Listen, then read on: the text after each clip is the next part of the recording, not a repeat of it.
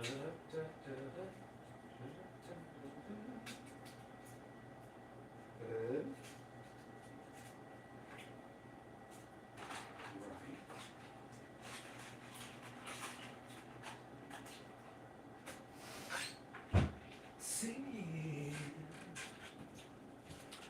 what's up, what you need.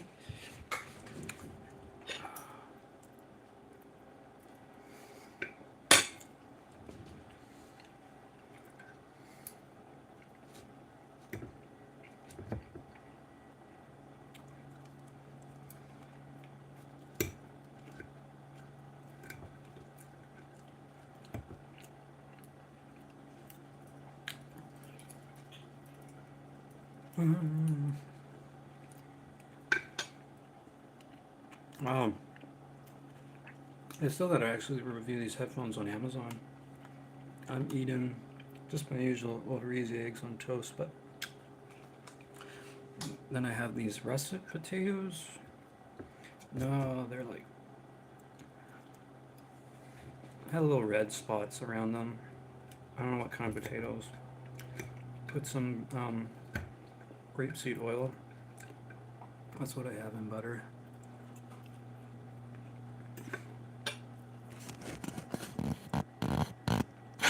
Yeah, over easy eggs on toast.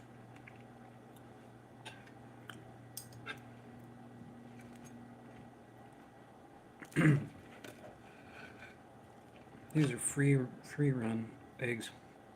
Just got some stuff at the food bank today. They had slim pickings though. It's just shitty.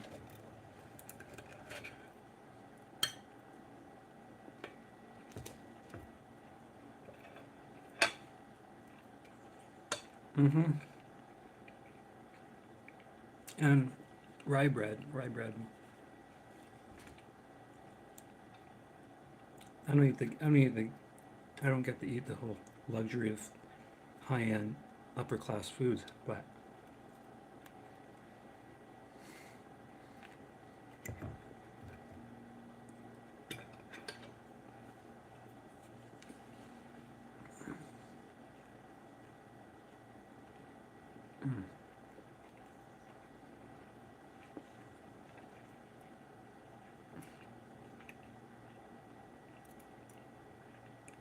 I read a comment today when I woke up. There was this guy and he said, "Oh, real musicians don't read from a tablet." I actually only read the first song.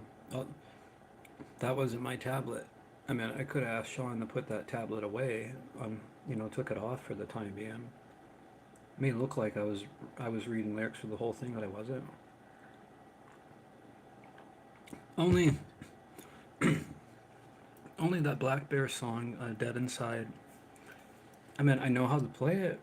I know how to play it instrumentally, but with all the lyrics and everything, I don't remember it very well.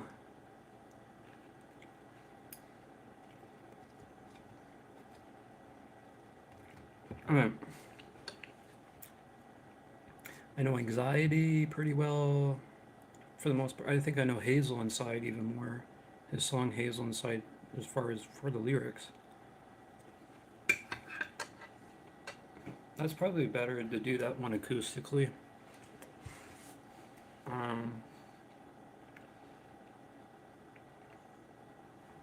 I like Painkiller. Painkiller's a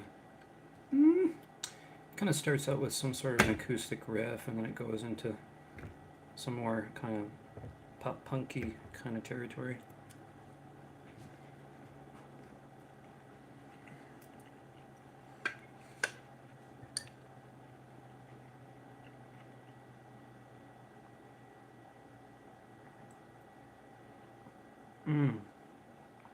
I got this mug at a Dollar Tree years ago.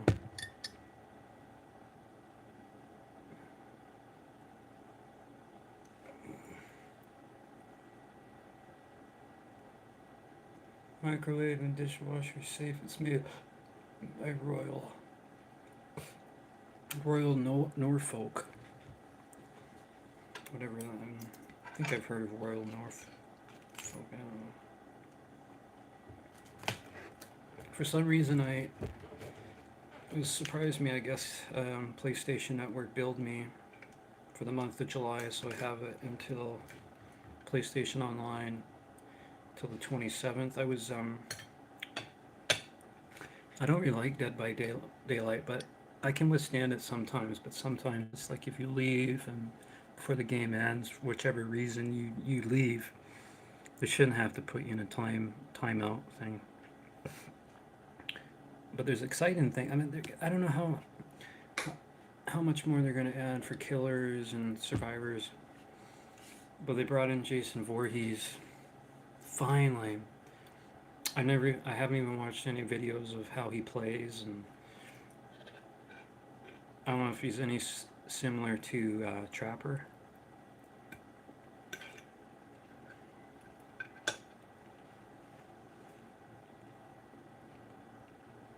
Making food right now. It's good.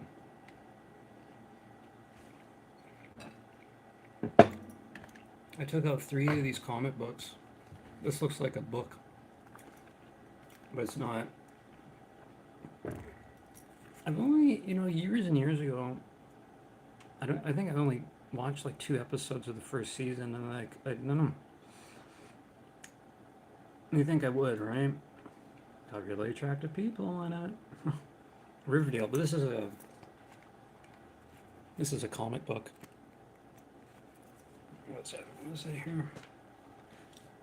This is my Jason Voorhees bookmark. Mm.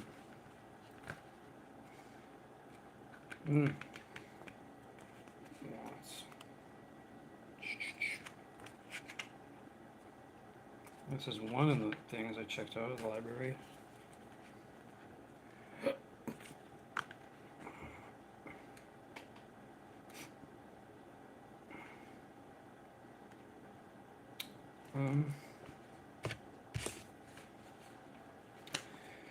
And then there's other 2. I got to have them for 3 weeks. Batman, Curse of the White Knight.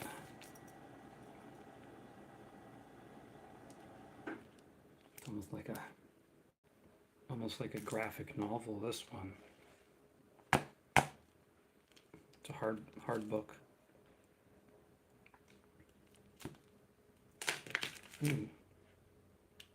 Author looks like Craven the Hunter. Sean Murphy. And Amazing Spider-Man with Hobgoblin. I took out a Spider-Man comic with Morbius in it, but I didn't even start reading it, so hopefully I'll get to read the Hobgoblin one.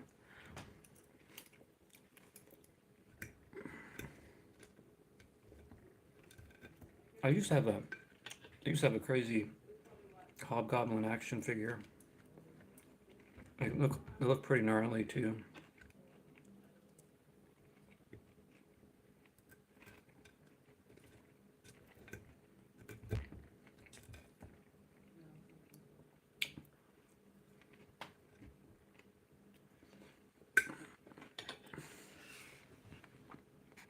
Hi, Dominican boy.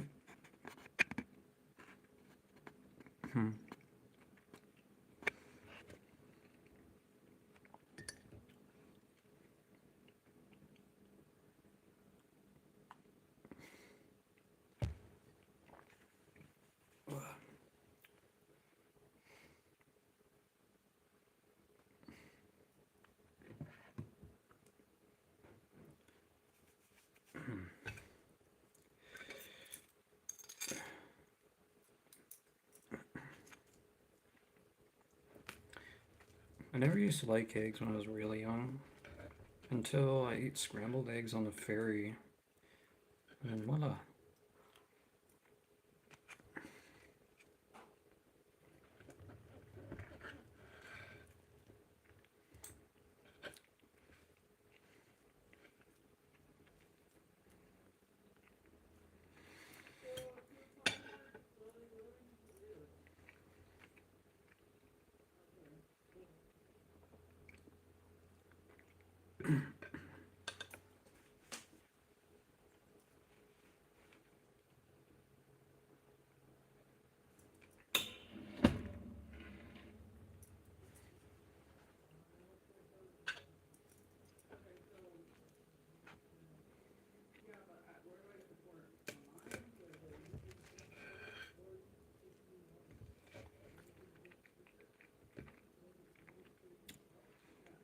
You can finish your calorie intake.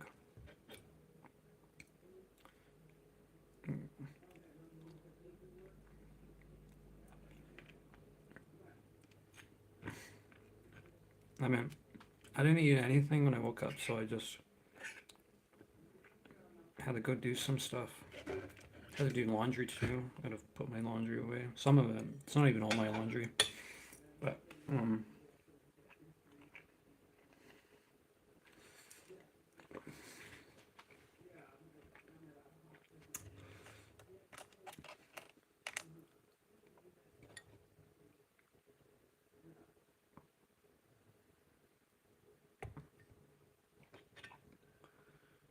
it's a really hot summer day today. It's probably about like 24 degrees today, Celsius.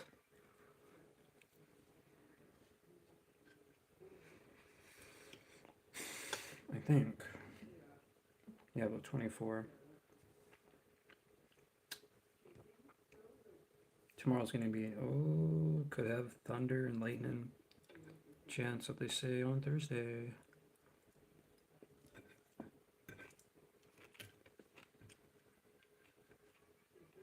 Maybe.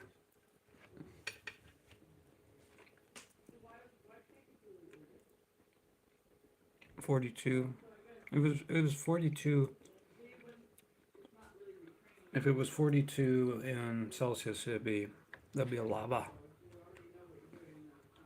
You have to put your head in the freezer. Oh, I quit. I quit last Friday. When I was there, I just couldn't do anymore. I only did an hour, and the guy was telling me, he was basically pointing out all the things I wasn't doing. Like, oh, you're spending too much with the dough, doing this and that. So, I had another shirt underneath or whatever, and I just took off my job shirt and the hat or whatever, and I said, you know what, I just quit. I'm done. I'm done. So that was that. And then I think later that day I did a cover of Good Charlotte's I Don't Want to Work Here Anymore, and that's it, basically. There's no point in really doing it because you know it's not enough to really go on about, and I need to have a place that's respectful and patient and accepting. So a place like that, it's not gonna withstand anything. Um, I mean, I didn't really all these places I've never even dealt with customers. It just ends up being with the co-worker thing, and so no, it's just not for me. And I'll probably never work as long as I can move back to the big city. It's just how it is. There ain't nothing here for me. Well, open up a business. It takes a lot of money, doesn't it? You can't just open a business for nothing. I don't like. I wouldn't know what to open. I've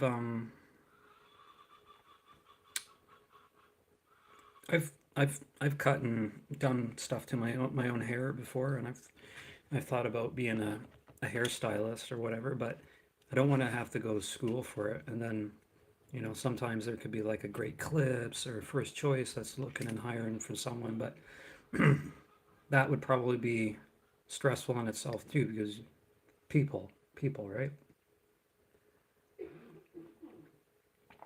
But yeah, hi geese. Yeah. I read your name, I think early today or last night, geese. I was just looking through some of my subscribers as of recent, but I don't know if they're in chronological order. Um, but yeah, no more job. I probably only did it probably about. Well, I was hired on for like 2 weeks, but I probably only did about 6 days in, and I couldn't deal with it anymore. I was considering quitting within the first week, first first probably 3 days.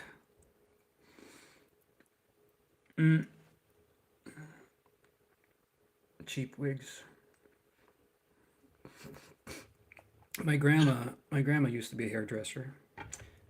Um, I mean, she worked in a place that did piercings and stuff too, but she didn't deal with piercings. She was a hairdresser.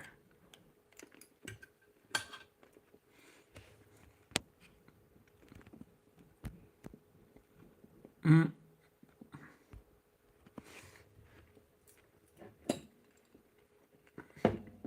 And she hasn't been doing that well health wise. She's 81, but I tried giving her a call days back.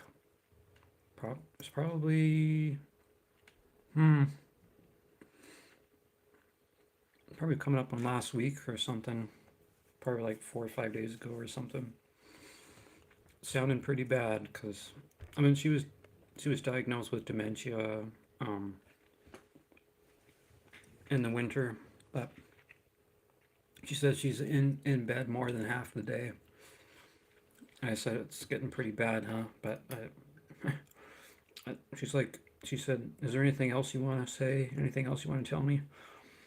But I told her I was like, I don't know what else to say. I don't know what to do. She's like, what you could do is every morning. She said, you just like pray and make sure that your grandma's in good health. But I don't know. I don't know if that's something for me to do, honestly. But it's been sort of a slow process with her condition. Uh, Basically, one of the only family members I'm really close to. Right back.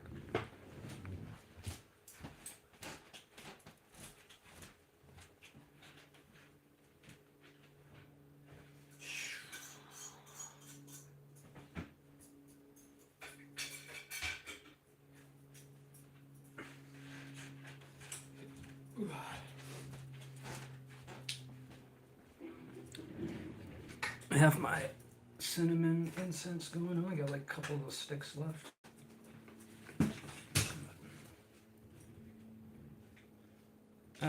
I did a week ago today. That was something else though. I went in I went in the Toy Story 5 last Tuesday, and I asked the girl. I said, "Did Toy Story 5 start?" She's like, "Yeah, about 2 3 minutes ago." I said, "Can I get a?" Because I could have went in. I could have went in. I probably wouldn't miss much. But then I'm like, "Oh, could I get a refund?" And I was just getting so. And then I had to walk like almost 3 kilometers to the library to charge my phone because my phone was dead. And then I took a bus back to see the movie. I didn't want to see it in 3D, but it was pretty good in 3D. Um, pretty funny too. Pretty had some a lot of emotion in it too. Now I haven't seen all of them in theaters, but I think I think only two of them because I think no, three of them. Because I think Toy Story 2 is the first movie I ever seen. I think that was the first. I must have been like four, but I think I remember that. I must have been so young. And then two and three I saw 3 hours or not 3 hours, 3 years after it came out. I think I must have streamed it on like 1 2 3 movies or something.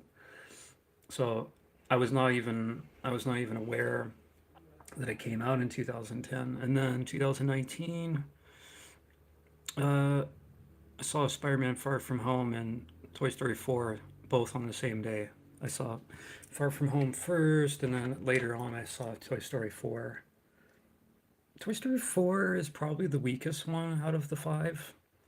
Mm, but, looks visually good or whatever, but I think Toy Story 4 was unnecessary. But I don't know how much longer they're going to milk that franchise cuz it's crazy. Actually, in the last few days, I've wanted to watch one of my favorite superhero movies, not just Pixar, but I think it should. I don't think I've seen it, but there should be a list, and they should say that it's one of the top five or top, maybe not top five, maybe the top 10, top 20 of superhero movies, even though it's animated.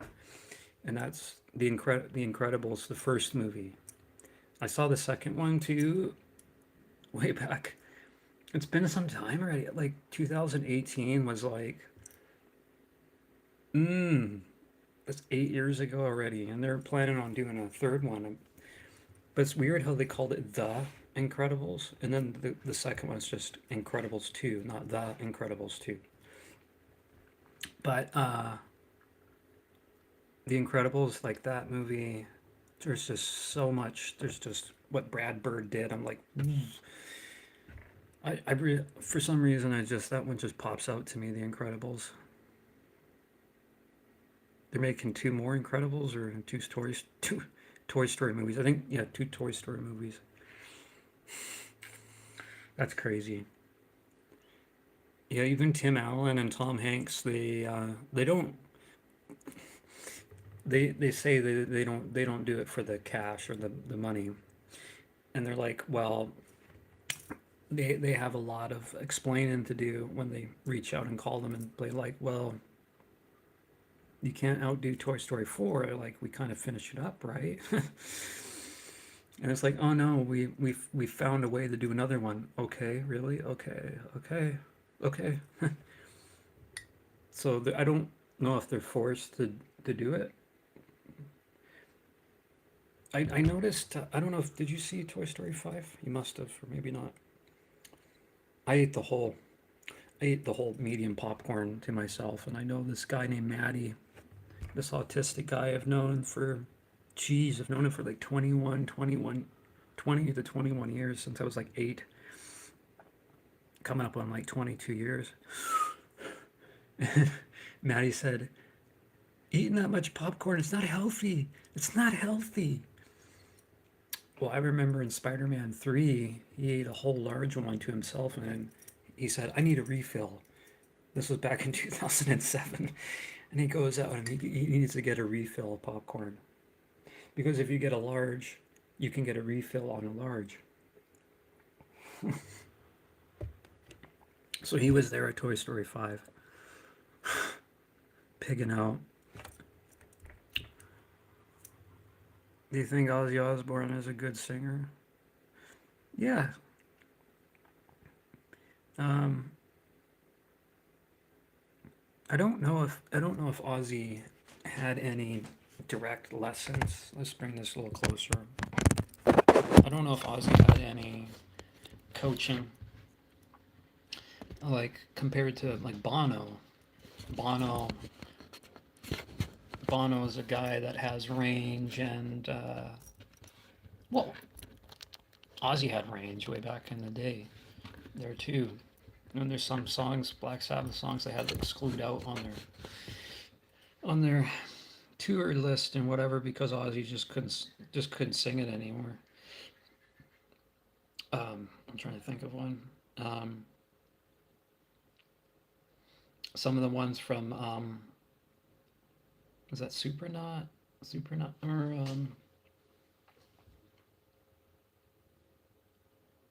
or yeah, definitely Sabbath, like Sabbath, Bloody Sabbath.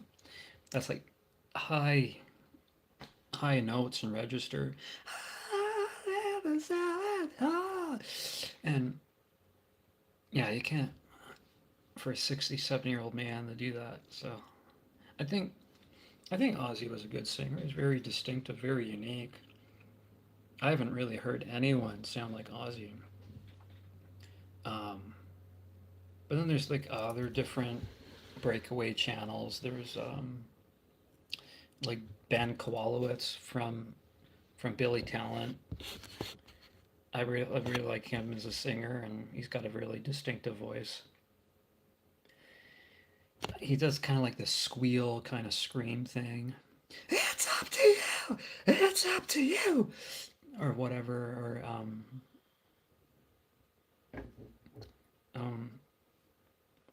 it was louder, louder, louder than a DJ. So some people might think that he sounds whiny or something, but no, I like Billy Talent, that band, a lot. And then there's Derek from Sum 41. I think he sounds really distinctive as well too. He's got a kind of a unique voice to his own. Like Ben, Derek, and Ozzy, they all have these kind of unique, kind of their personal kind of their own kind of thing. I can't even really do it, Derek Wembley.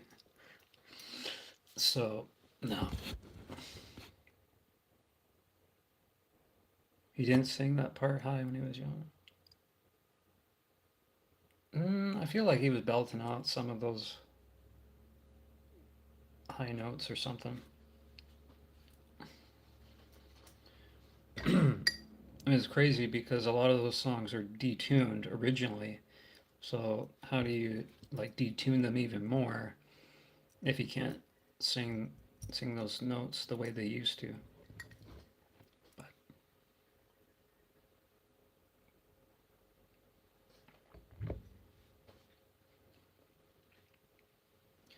yeah, I did Sabbath Play Sabbath, and then Pete probably didn't know what I was doing. He probably thought I was going to play the whole thing of Sabbath Play Sabbath. But sometimes they do that. They only do the intro and then go, and then she paranoid.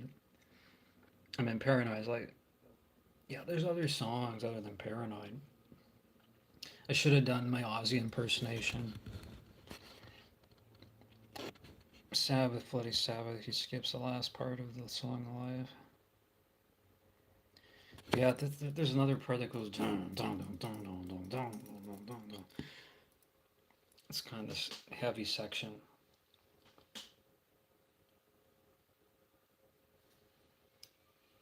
Yeah, reposition my desk and my TV back to where it was before because I don't know.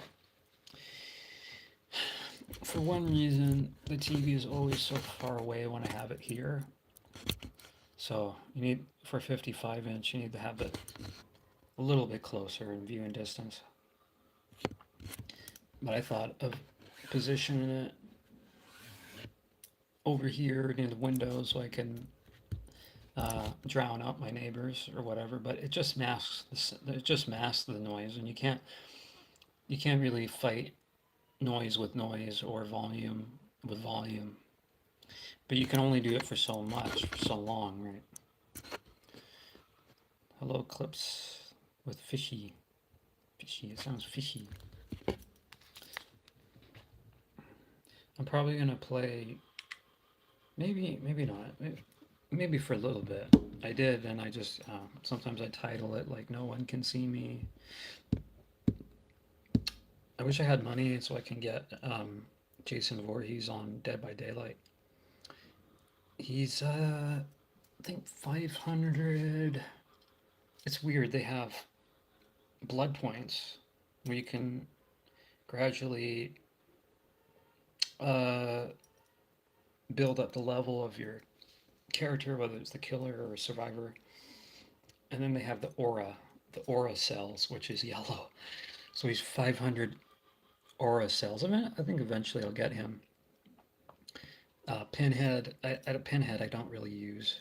I never really, even though I bought him, I never really got into the whole Hellraiser franchise.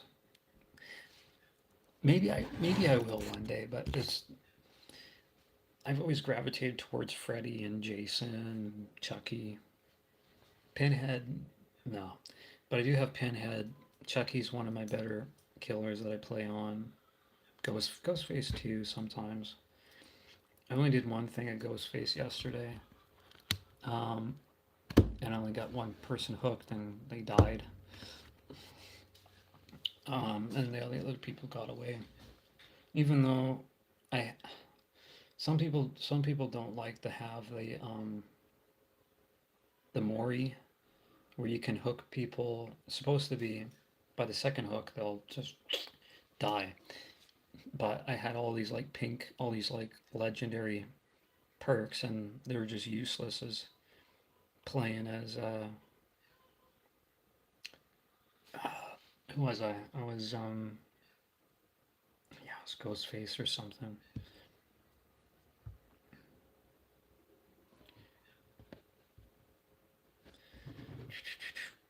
2 more Toy Story movies. Crazy. No. I mean, with Pixar, they really take their time with stuff, but I feel the means to an end with all that stuff. Like, I mean, it's Disney, but Toy Story is that franchise that has 5 now. There's like Cars 3. I've probably I don't really. I'm not super excited about the whole Cars franchise. I might have seen 1, 2, and 3. I don't even know if I've even seen that. I don't really remember much. I only remember that Larry, the cable guy, was in Cars, and he says, "He did what in the cup? It's the piston cup. He did what in the cup? He pissed in the cup." That's the only thing I really remember. Um, there's Finding Nemo. I do own that on DVD. That was gifted to me so many years ago. Finding Nemo. That's probably not a standout childhood favorite of mine, but why do I discriminate against Pinhead? Jason's not beautiful, and Freddy's even less beautiful than Jason is. But what do you mean by racist? Because I think they're all Caucasian. Yeah, Freddy and Jason. I didn't really see the Nightmare on Elm Street movies until I was a teenager. Um, I tried to make my own fan made. I still kind of have my own idea of making a fan made thing, and I even wrote my own Batman fan made script that no one wanted to be a part of. I was going to call it Batman Darkness Falls, and I was going to have the Riddler and Black Mask as the villains in that movie. And Vicky Vale was going to be in it. Uh, but no, like, people were like, "Do you want to be a part of my whole Batman fan made thing?" And that, for me, my brain just doesn't know what to stop when I just think so big all the time. So, and I was hoping to maybe plan far ahead to make 3 of those individual kind of things. So, yeah, the Riddler and Black Mask to start out with. So, mm.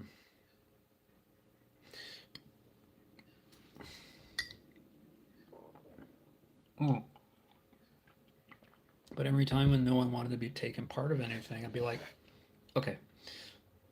I even had ideas to make in way back when, probably when I was a freshman in high school, to make an Indiana Jones fan made video. I did make a Friday the 13th video, but for some reason, I ended up deleting it. There was a Mr. Random 6 that I made. Some of them get all copyright claimed or whatever because I put in like some songs that are in there. So it's like, oh yeah, there's definitely not Lady Gaga. So we got a copyright claim, and it's banned. Your video is banned or blocked in some countries. Okay, so you can't have fun on CensorTube and actually be creative. So, mm, yeah, but if no one wanted to take part in like make a video with me, then I move on to another project, and I just would be like, oh well, I'm getting excited about making a Nightmare on Elm Street fan made kind of film movie kind of short film kind of thing.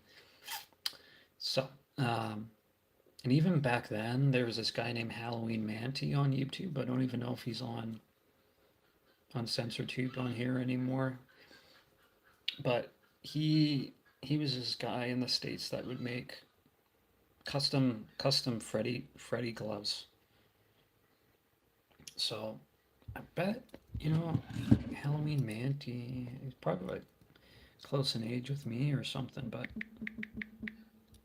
Halloween Manty, I don't even know if he's still.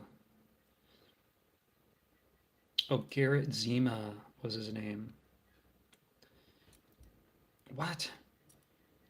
39 videos?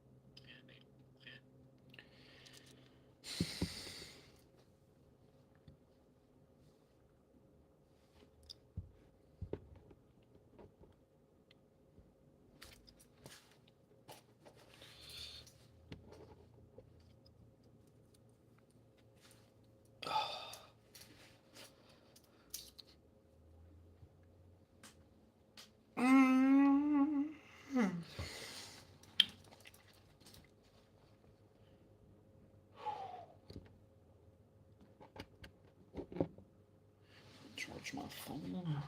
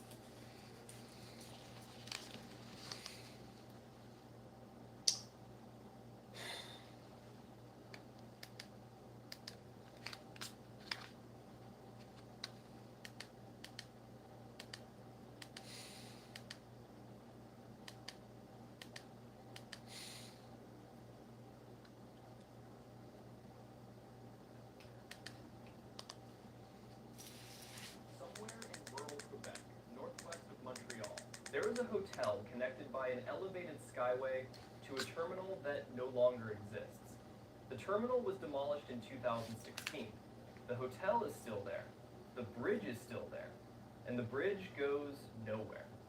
That is where we are starting today, because Canada has a strange habit of building places for one very specific purpose, pouring money, labor, and ambition into them, and then walking away when that purpose disappears.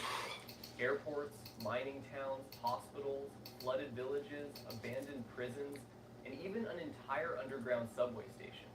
Some are frozen in time, some are falling apart, and some are hiding in plain sight while millions of people drive right past them. Hello. Today, we are looking at 17 unbelievable abandoned places in Canada.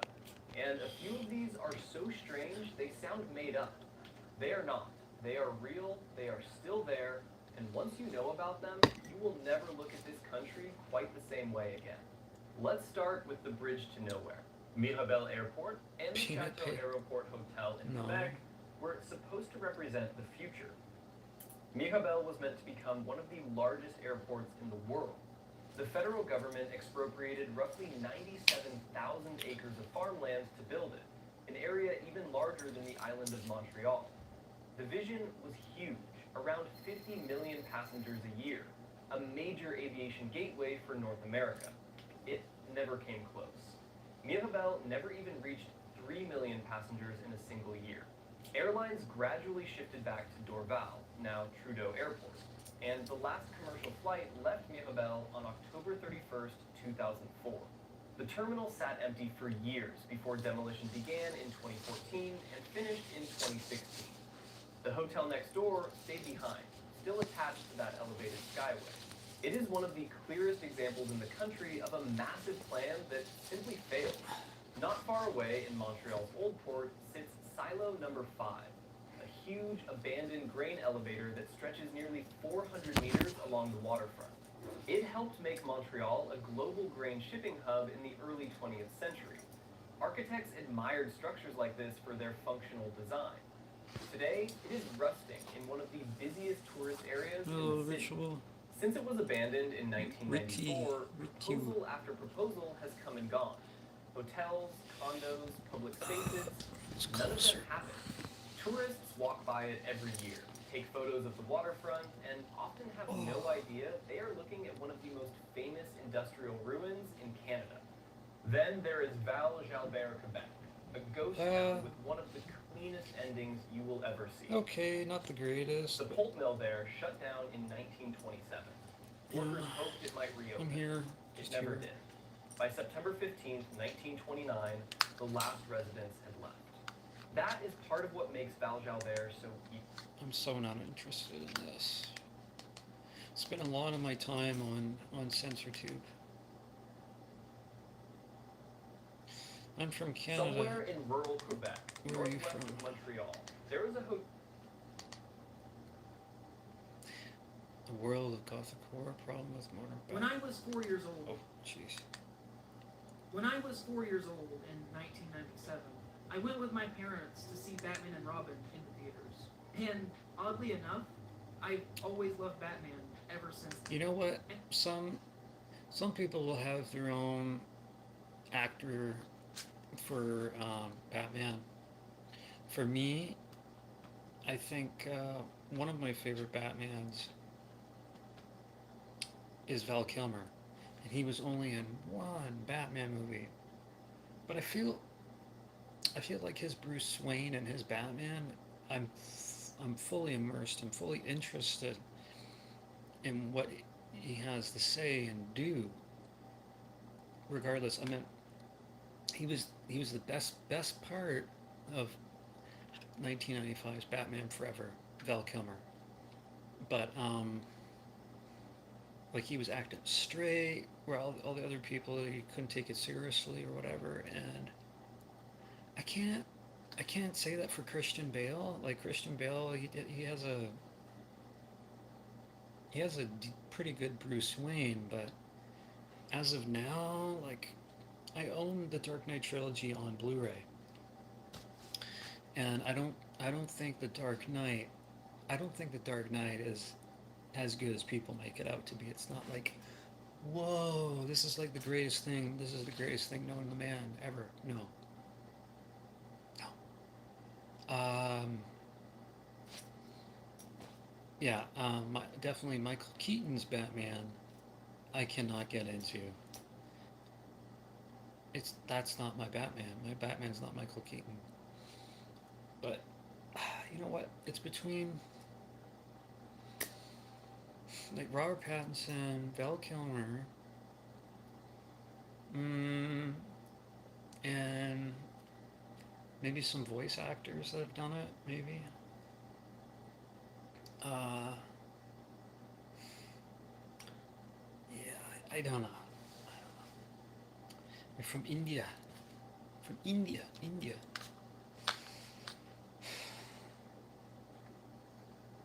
That's kind of the beauty of that movie, because it was absolutely made for 4-year-olds, and it does what it's supposed to do really well. I mean, Joel Schumacher himself has said at several points in the past 20 years that his 2 Batman movies were made to sell toys and to entertain kids. And I love looking at it like it's an early link in this unending chain of media created by DC to create lifelong fans of superheroes. That ranges from picture books for toddlers to hard R comics for adult audiences. No matter what age you are, no matter what you like, by this point DC has made something with Batman in it that's aimed directly at you. Whatever your interest, there is probably a piece of Batman media that falls directly in line with your personal taste and aesthetics. And I think that's pretty cool. And it's one of the great positive aspects that has come about from the collaborative nature of running a creative fictional universe, which at this point has been going on for 80 years. My favorite example of this is the first comic I ever owned, Batman Gotham Adventures, number 48. It was a spin-off of the animated series aimed at a younger audience that used the same art style as that show. I saw it in a grocery store back in 2002 and asked my parents for it, and they got it for me. And looking back on it now, it was probably the best introductory issue to comics that anyone could have gotten, especially Batman comics. And I was really lucky in that regard. The entire story is just a conversation between Alfred and Tim Drake, who at this point had just become the new Robin in the series, and he's confused. He says to Alfred, "He's the greatest man I ever met. Never hesitates to risk his life to save somebody else, not for a second, no matter who that person is, but then he doesn't take a minute to make sure that that person's okay. It's like he's always Batman, never Bruce Wayne, all hero and no human." Alfred thinks about this for a minute, and after some careful thought, he tells him a story. He says that when Dick Grayson first came to live at the manor after the death of his parents, Bruce didn't know how to act around him. Because he was never allowed to have a childhood, he had that taken away from him, and he couldn't relate. But when Master Grayson began to have nightmares, he knew he could do something about that. He understood nightmares. He says that Batman disappeared for days without saying where he was going, and in that time he traveled back to the circus where the Flying Graysons met their end, only to retrieve something that had been left behind. "I know what you're thinking," Alfred tells him, "that the Batman is not quite human. You believe that he's always prepared, that he never makes a misstep. But the Batman is still a man. He just doesn't want people to know it. But there was a reason that the Master sought out that circus. One very small but very valuable item. That's why he didn't hesitate for a moment to risk his own life. He gave Master Richard something that at that time was as precious to him as air. Such a tiny thing, yet to him it made all the difference in the world." The issue ends with Bruce, years ago, laying an old stuffed bear beside the sleeping, recently orphaned Dick Grayson, and Tim Drake learning that not all actions need to be accompanied by words. And it was in this moment that I became a lifelong lover of comics. But also, at the same time, from my very first interaction with them, I learned the very nature of Batman, boiled down into a small, digestible parable directly from the mouth of Alfred, intended for Tim Drake, but also for me. And as silly or simple as that is, this cover and the contents within are really, really special to me. And it represents a lot of things in my life condensed down into one moment, of an 8-year-old version of myself, standing in the grocery store looking at comics. That one moment that sent me on the path that I'm still on today. But if I'm being honest, in the past few years, I have fallen out of love with Batman comics. And I don't read them nearly as much as I used to. And I've been thinking about that a lot recently. It might be a natural thing of getting older and moving on to different things. It might be me just being too accustomed to the realities of serialized superhero comics, where nothing really changes. Everything stays the same and nobody stays dead. Stan Lee famously said that Marvel Comics were successful due to the illusion of change. Peter Parker may change jobs. His villains may affect his life in seemingly massive ways. But at the end of the day, he will always be a nerdy kid from Queens who lives with his Aunt May or some noisy roommates while working a job that he doesn't like and pining after Mary Jane. He will always be Spider-Man. And that's seen across the board for most superheroes, especially ones from Marvel and DC. They are static images, always in perfect shape, always the same age, trapped in their own bottles of time. But I don't prescribe to that idea. Not entirely. It's true that superhero comics try to keep the status quo for as long as possible, even after decades have gone by. But their identities do shift slowly over time in an inevitable way, or maybe we just see them differently as we change.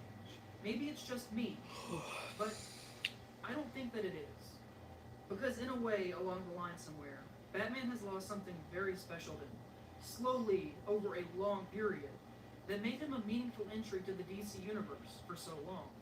And he continues to slowly shift away from what made me love him so much, going back to when I was 4 years old, watching Batman and Robin for the first time in the theater with my parents.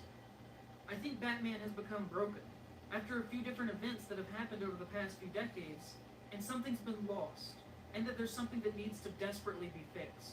Because Batman works best as a horror story. And lately, the citizens of Gotham haven't resided within their normal world of gothic terrors. Gotham should be the madman, gleaming through the rain-streaked window panes. Gotham is the panic shriek in the night. Gotham is bedlam. Gotham is damned. But for a while now, at least to me, Gotham hasn't really felt much like itself. 1986 was the best single year in American comic book history. Apocalypse, Booster Gold, Eddie Brock, Prometheus, and Amanda Waller were all introduced into different series. Alan Moore and Dave Gibbons released Watchmen through DC, and Moore cemented himself in the comic pantheon by continuing his legendary run on Swamp Thing, writing the end of Superman with Whatever Happened to the Man of Tomorrow, while also writing V for Vendetta all at the same time. Dark Horse Comics was founded. Art Spiegelman released Maus, a comic about his father's experience during the Holocaust that is still taught today in universities around the world. Frank Miller and David Mazzucchelli created the seminal Daredevil story, Born Again. DC took on the World Hunger issue with Heroes Against Hunger, and also began the year with the conclusion of Crisis on Infinite Earths. They got rid of the existing multiverse and effectively rebooted the DC Comics universe, which allowed creators to redefine what these characters could be in the modern world, such as John Byrne changing Superman's backstory and resetting his relationship with Lois Lane in The Man of Steel, and George Perez reimagining Wonder Woman with more influence from Greek mythology. It is hard to explain just how important this year was for the dying industry, because all of these major events, when put together, legitimized comics as an art form in the West, and no character came out of 1986 the same way that they entered. Marv Wolfman was an editor at DC Comics at the time, and he personally wrote Crisis on Infinite Earths. In his opinion, the continuity of the long history of DC contradicted itself too frequently, and was overly bloated and confusing. To him, the fact that there were multiple parallel universes made it extremely complicated to understand, and was unfriendly to new readers who wanted to join in on the bandwagon. This has always been an issue with superhero comics because from the outside, there is just a daunting amount of existing material that grows larger every day, with no clear place to start.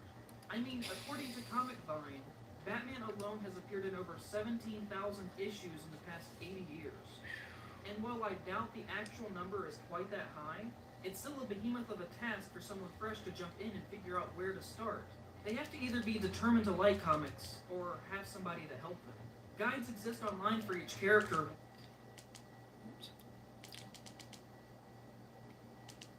Start, but still today, continuity lists for characters include storylines that contradict each other, and things that don't quite make sense if you try and look at all of different arcs as one longer story. So, with Crisis, Wolfman's goal was to attempt to fix that problem by making a more cohesive universe by making it smaller and more manageable, and restart each of the series at issue number 1, which is something that at this point had never been done. After writing Daredevil Born Again at Marvel, which sold impressively well, DC hired Frank Miller to revamp Batman after the universe was rebooted with Crisis. And in doing so, they facilitated him in creating two of the best comics ever made, Batman Year One and The Dark Knight Returns. And so, while not everything that Wolfman had hoped for with Crisis would end up happening, such as the books all renumbering to issue 1 or creating a more cohesive universe that would result in more focused storytelling, he was successful in raising awareness that comics needed to be accessible to audiences to be viable in the long term.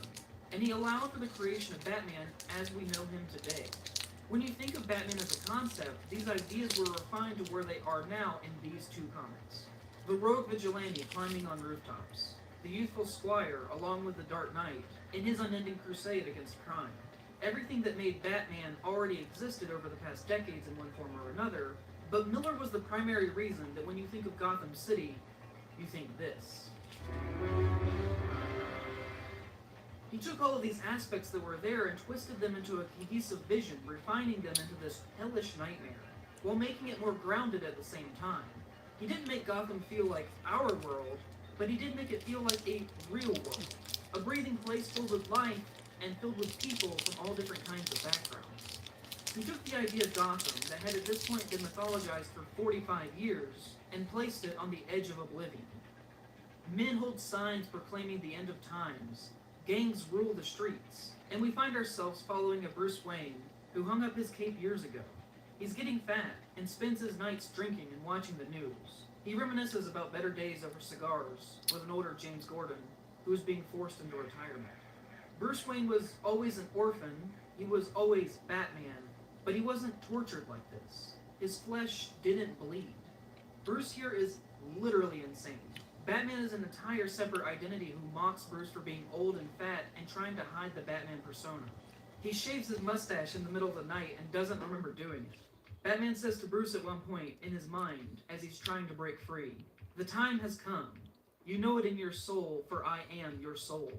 You cannot escape me. You are puny, you are small, you are nothing. A hollow shell, a rusty trap that cannot hold me. Smoldering, I burn you. Burning you, I flare, hot and bright and fierce and beautiful.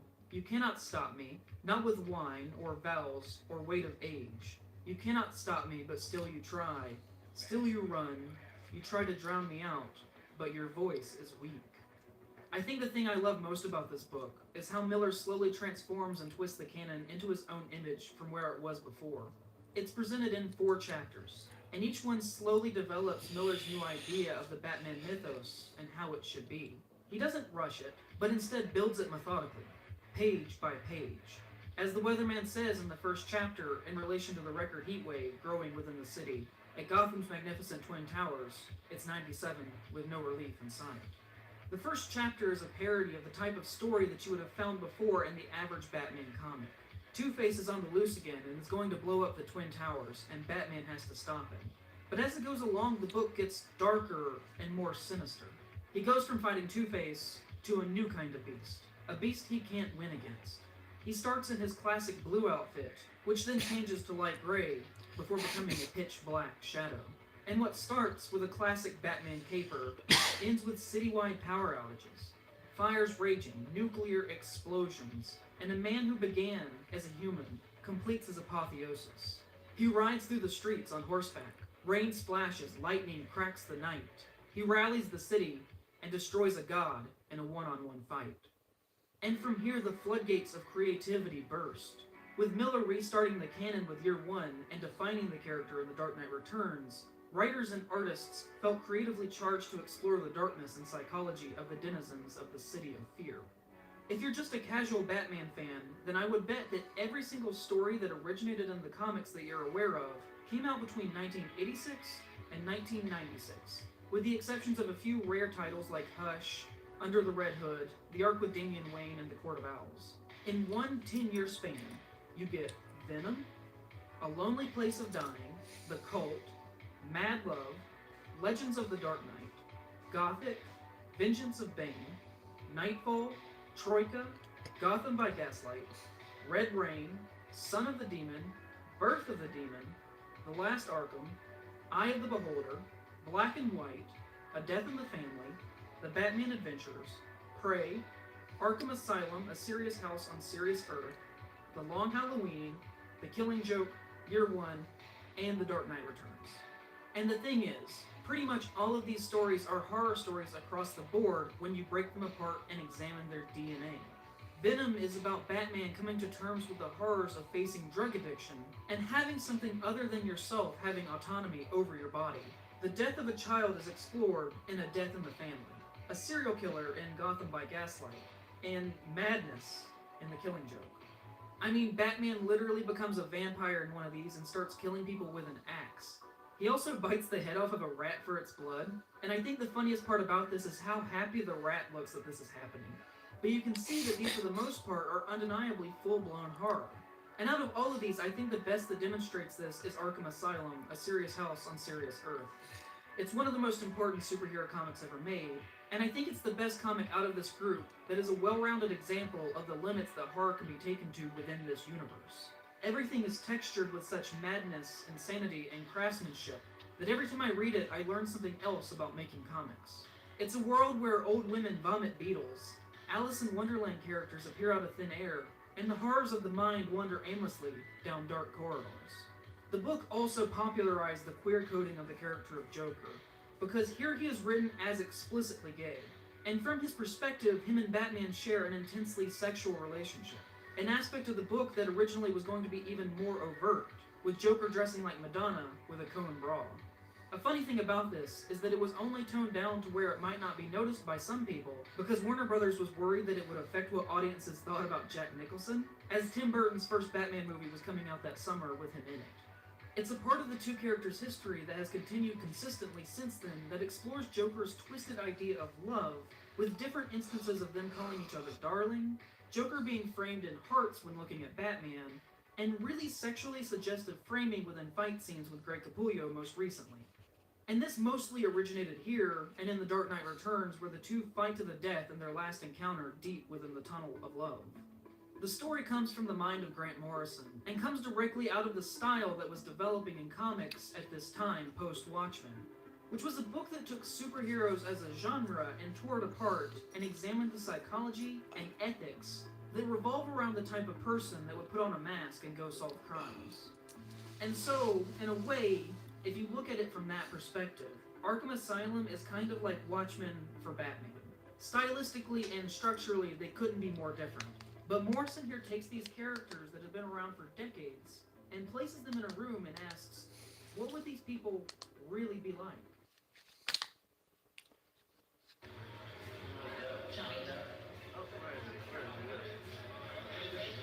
But the judges consisted of Janine DiGiorgino, who was the general manager of Madame Tussauds Wax Museum, Noah Robichaud, a photojournalist for Entertainment Weekly, Carolina Bermudez, a DJ for the New York City radio station Z100, and Roger Schiffman, the CEO of Zizzle.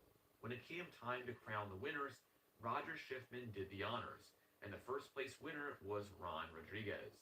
He won the grand prize of a Volvo XC90 loaded with Zizzle Pirates of the Caribbean toys. The second place winner was Toby Markham, who won $2,500 and a chest of Pirates toys. And in third place was Christopher Liedenfrost, who won $1,000 along with a chest of Pirates toys. But this lookalike contest was absolutely amazing, and it further fueled the hype for Dead Man's Chest's upcoming release. And don't worry, we'll come back to Zizzle later. But around this time, Disney was also planning something else for the original Pirates of the Caribbean, the theme park attraction. With the success of the first movie, Disney realized how many people would now be more acquainted with the movie characters instead of the attraction characters. So in the spirit of tying both worlds together, the Disney Imagineers began to add movie elements to the ride in both Disneyland in California and Walt Disney World in Florida. On February 2nd, 2006, Disney released a press release on the new additions, saying, Pirates of the Caribbean, the classic Disney theme park adventure brought to the big screen in Pirates of the Caribbean, The Curse of the Black Pearl, is adding new characters and features from the blockbuster entertainment franchise and debuting when the next adventure begins in Pirates of the Caribbean, Dead Man's Chest.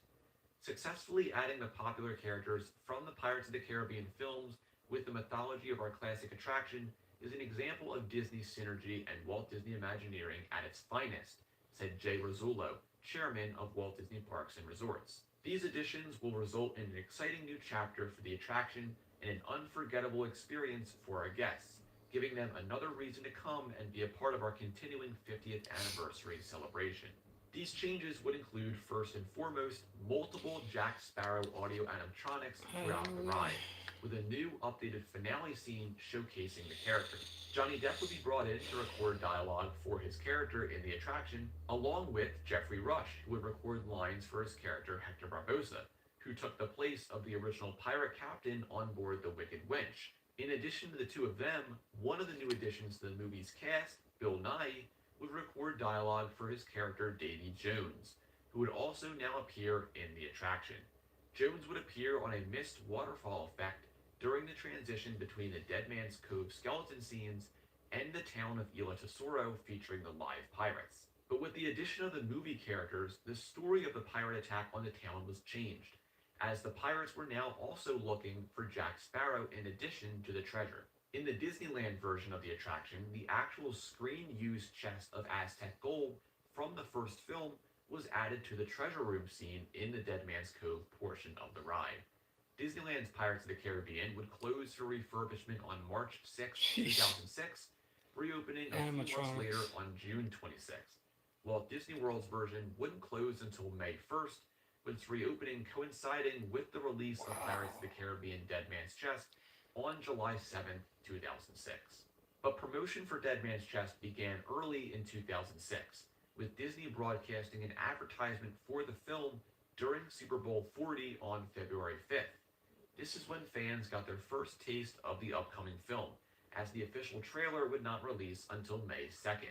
But just a few days after the Super Bowl, the Walt Disney Company would release its annual report for 2005, featuring a cover boasting Jack Sparrow, Will Turner, and Elizabeth Swann in promotional art for Dead Man's Chest. And only about a week later, the official poster for the film was surfaced online.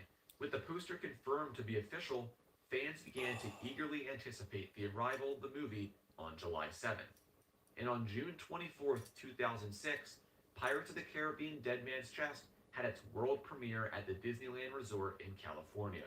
June 24th, it's a Saturday, for the premiere here at Disneyland, and it's really fantastic. I mean, people seem to be very excited. It's the whole kind of pirates, fanaticism. It's nice. And as you can see in this footage, this premiere was insane. Oh. And to quote publicist Michael Singer, Maybe. I feel like this is the last celebration. I don't think all if the stars attended this premiere. Johnny Depp, Arnold Schwarzenegger was at the premiere and the rest of the of Pirates of the Caribbean, Dead Man's Chest. I didn't know that. It's like, hi, I've come to see a pirate movie. Alright, I'm not with Maria no more.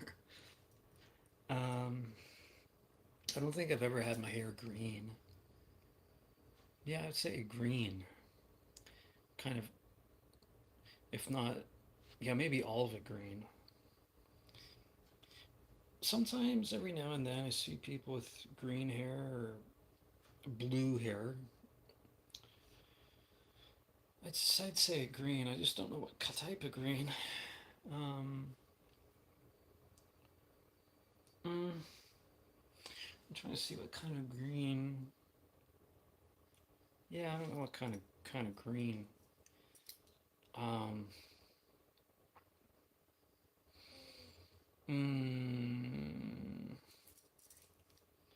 What type of green?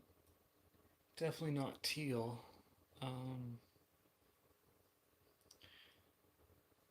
Maybe not really like a dark green, like a lighter, well, like an actual green. Yeah, green. It would probably be, I don't know if it was forest green. I'm just thinking, yeah, like tree green. Some of it might just be too bright, but I'm thinking green. cast, and the fans went insane for every single cast and crew member that walked down that red carpet. If it wasn't obvious before, this is really where you can see the Pirates of the Caribbean frenzy take hold. So as the days count down to the release of Dead Man's Chest, let's take a look back on the insane amount of marketing, merchandising, and promotion that Disney did for this film. Pirates of the Caribbean Dead Man's Chest released on July 7th, 2006, and it immediately began to break records. It made $132 million in its opening weekend domestically, making it the biggest opening weekend of all time, beating out the previous record holder of Spider-Man, which had made $114 million in its opening weekend. It also had the best opening day and best single day at the box office, earning $55.5 million on opening day alone, beating out Star Wars Revenge of the Sith's $50 million opening day. It also became the biggest opening for a movie in July and was the fastest film in history to hit the $100 million mark, which it achieved on July 8th, literally the second day of the release. If that wasn't enough, Dead Man's Chest had the third biggest theater rollout ever, playing in over 4,100 movie theaters across the country. It was a massive difference compared to the opening weekend of the first film, The Curse of the Black Pearl, which had made $46 million in its first weekend. Dead Man's Chest tripled that amount with its $132 million, just showing how insane the popularity of these movies was, and how much more popular they would become over the course of the year. And when it came time to market the film, Disney collaborated with an insane amount of brands to help promote Dead Man's Chest, including Volvo, Kodak, Kellogg's, MySpace, Verizon, Master Foods, and McDonald's, just to name a few.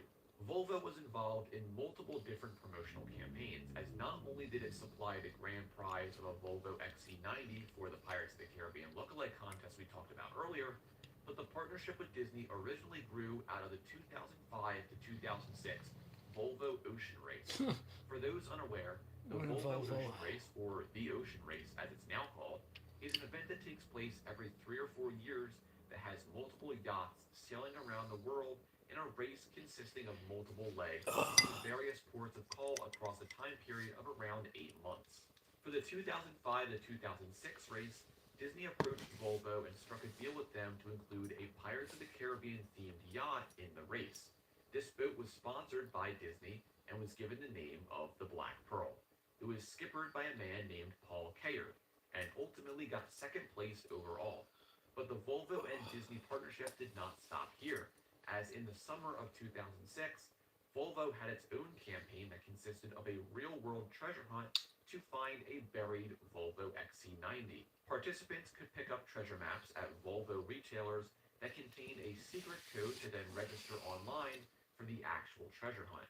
This consisted of online puzzles and clues, and if you solved them correctly, you would continue into the later stages of the treasure hunt. Over 52,000 people entered the contest, and on July 12th, Volvo selected 7 finalists to enter the final stage of the treasure hunt. These 7 participants were flown out to an undisclosed location, which ended up being Abaco Island, and participated in a 2-day competition in the vein of the TV show Survivor, completing challenges to hopefully be the one to win and dig up the buried car first. The winner of the contest was David Hutz, who won the buried car. Thankfully, he didn't actually have to dig up the car by himself, but Volvo surprised the other finalists and gifted them all Volvo XC90s for their efforts. The winning car was decked out in Pirates of the Caribbean graphics and looked super cool. But unfortunately, the winner said that he and his wife were immediately going to remove all the graphics from the car, which I understand, but man, if I had been the winner, those graphics would have never come off. Kellogg's was another brand that was promoting Dead Man's Chest in multiple ways across their products.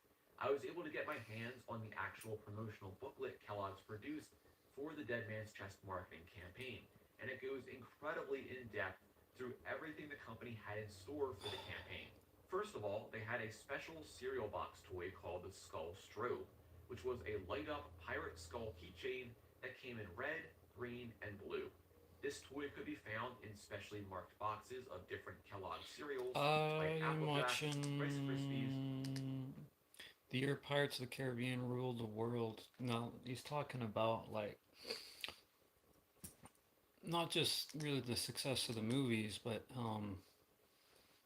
like cereal and like red carpets in Disneyland and all the stuff past beyond like beyond the whole movie kind of thing. loops, and more. In addition, Also, I'm thinking this Halloween I'm gonna try and be Captain Jack Sparrow for Halloween. He's been on my mind every now and then. He's shown up on some of my possibilities of options and stuff. So I'm gonna try to be as accurate as I can, and hopefully I can get to do something and not stay inside in this shitty apartment and actually do something this time. But Jack Sparrow, maybe we'll see. But this is a lengthy thing. I watched 20 minutes out of the 51-minute video, but Kellogg's also had a free movie popcorn promotion on other cereal boxes, which provided you with a voucher for a free popcorn at select movie theaters. And then there was the mail-in offer of a Pirates of the Caribbean Skull Bowl on specially marked Crispix cereal boxes. Mailing in 2 UPCs from these boxes would reward you with the bowl prize. And Kellogg's didn't limit their promotions to just their cereal products, as they also featured another mail-in offer for a free pirate bandana on specially marked Eggo products. And while Kellogg's was promoting Dead Man's Chest on their own products, I haven't they had an even produced Eggo in a long limited time. edition products themed specifically to Pirates of the Caribbean. This included Pirates of the Caribbean cereal, which essentially was Cocoa Puffs with pirate-shaped marshmallows added in. There was even a limited edition Pop-Tarts flavor called Treasure Maps, which were wild berry flavored and featured a treasure map design on the frosting. Kellogg's also produced Pirates of the Caribbean themed waffles, which featured the Aztec gold design along with a treasure chest stamped on the waffle. And finally, Kellogg's produced Pirates of the Caribbean fruit snacks, featuring themed shapes and designs that were a favorite of mine growing up. And while we're on the subject of food, let's talk about another famous brand collaboration with Pirates of the Caribbean, which included Mars and Master Foods USA. This campaign featured Pirates of the Caribbean themed M&Ms, along with tropical flavored Starburst and Skittles. But the most famous of these were, of course, the M&Ms.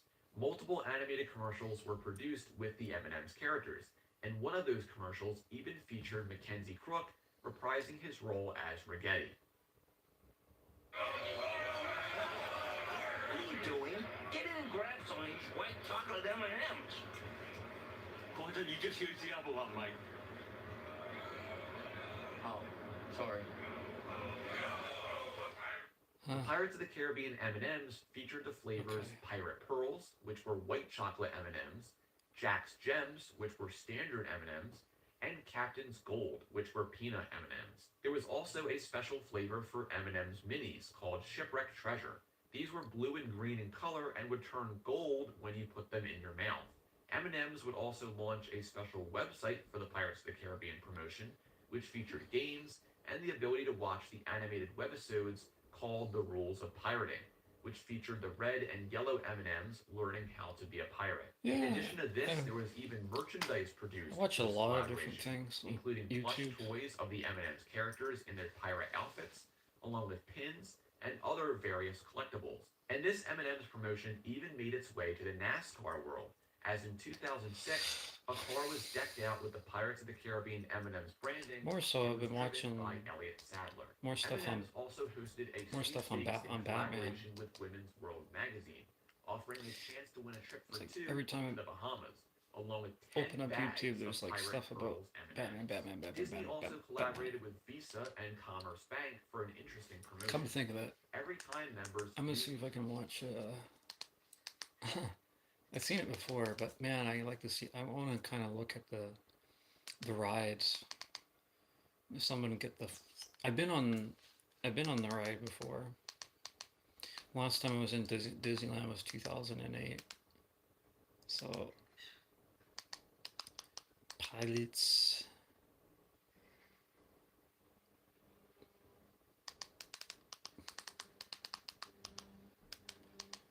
Pirates of the Caribbean.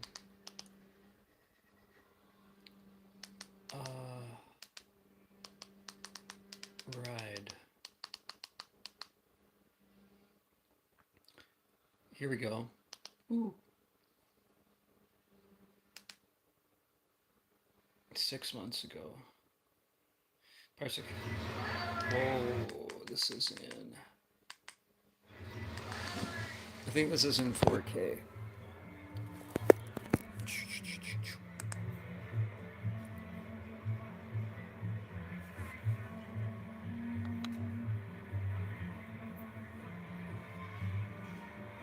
I don't know if I'm really able to show anything. I've done this before, and it's like, you don't own the thing, so don't show it.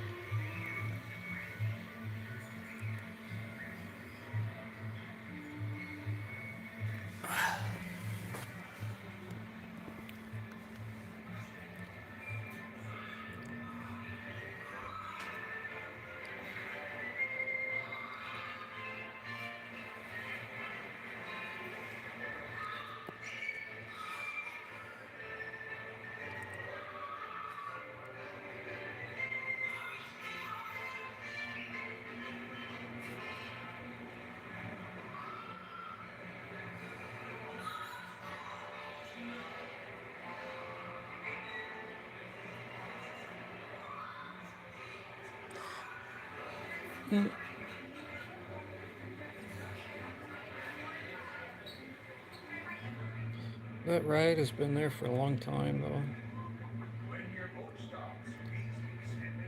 They said it's the last one that Walt Disney was a part of before he died back in the 60s.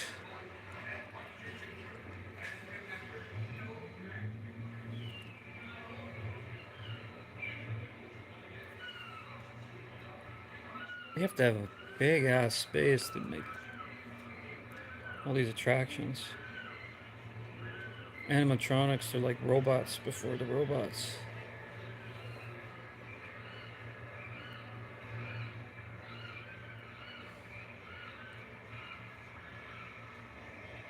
I always thought that this place, this kind of area, maybe it is. I never went there because I think this is actually a restaurant.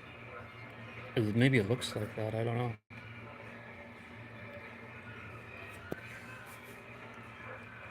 I feel like that's an actual restaurant with people,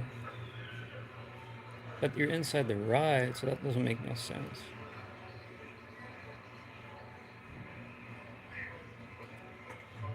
I remember this.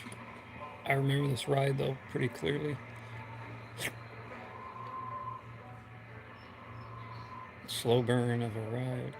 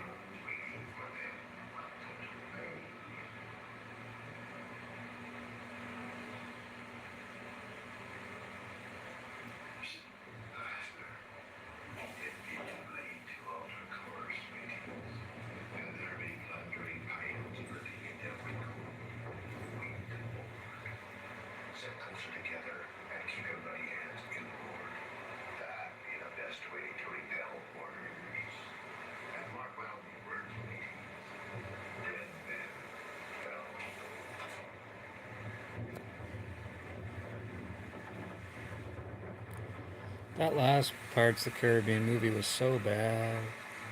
The fifth one.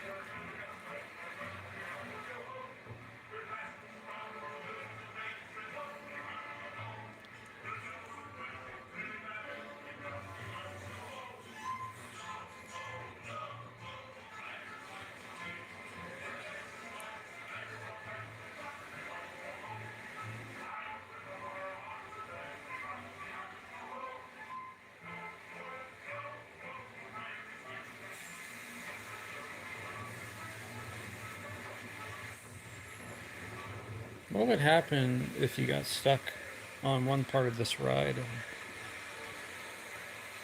like you're in the waterfall?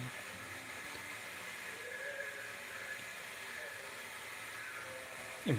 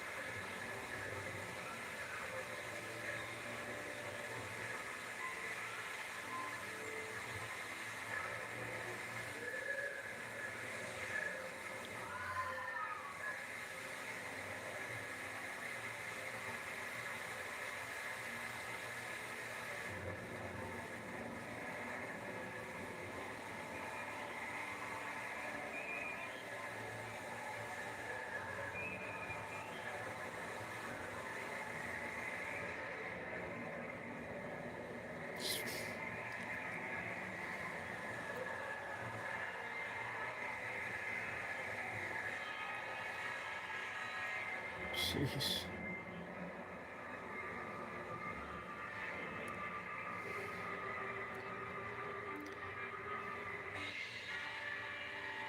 A big bed, you can have an orgy on that bed.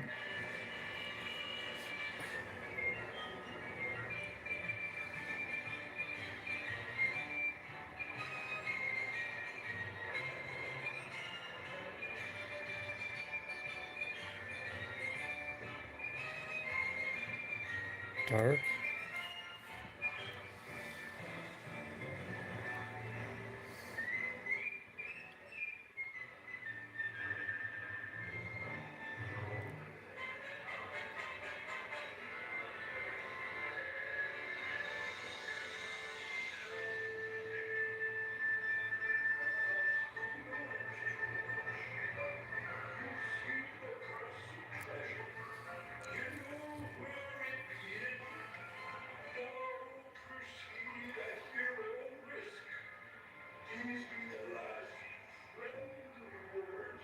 What's this?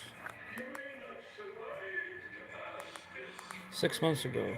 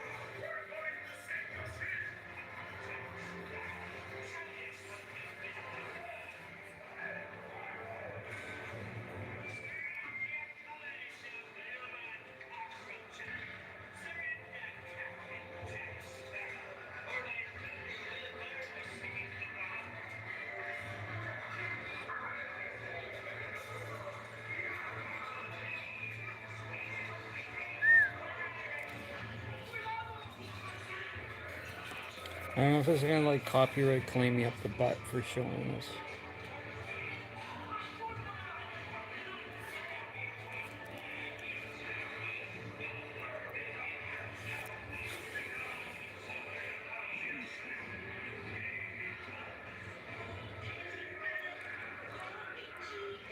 No big cheeses, no big cheeses, we love cheese.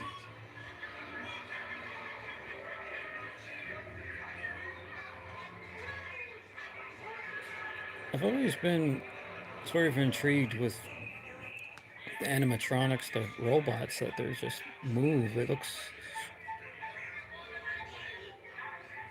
somewhat real.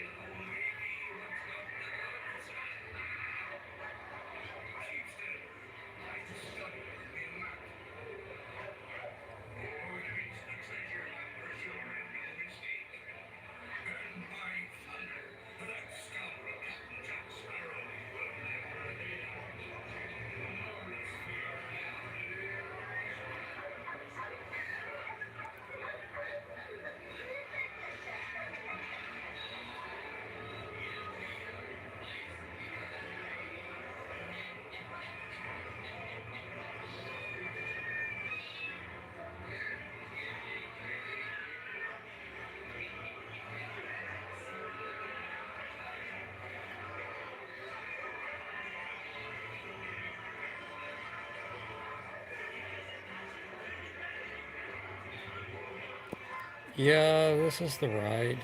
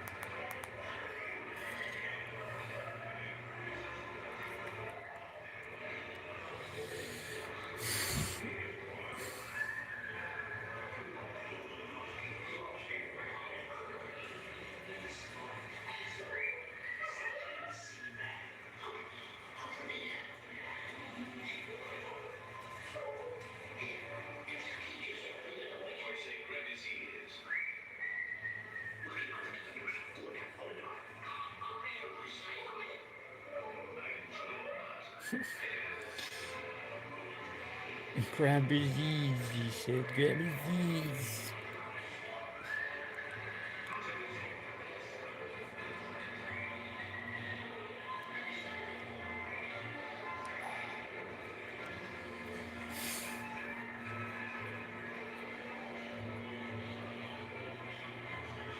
I wonder what the lineup is for a ride like that. It's not even a roller coaster.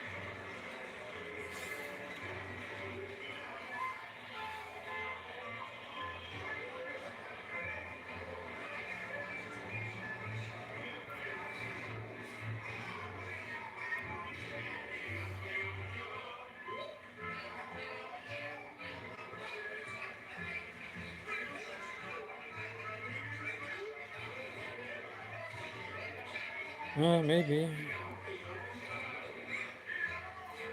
As the movies go on, there's definitely like fantasy elements to it, so I wouldn't be surprised.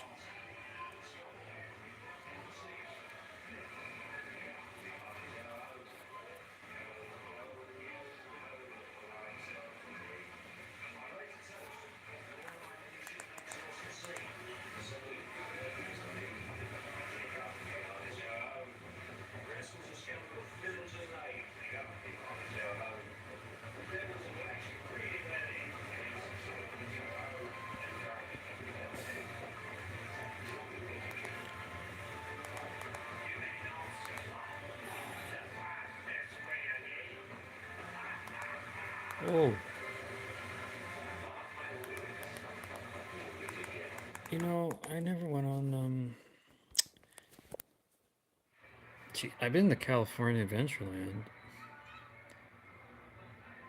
Whee! Oh, I remember that. Kinda.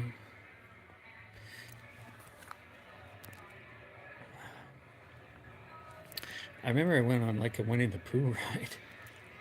Wasn't my favorite, but now if I skip ahead here. Oh, Guardians of the Galaxy is probably gonna have all the music in here.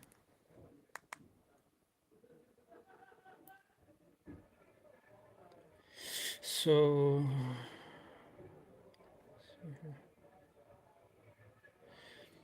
only from Pirates of the Caribbean, where they were fooled by mermaids out of their beauty.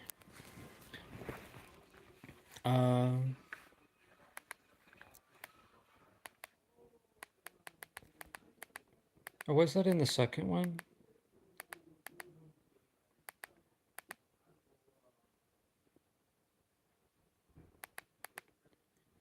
I remember this little roller coaster. What was it called? Soaring Across America. I've been on that.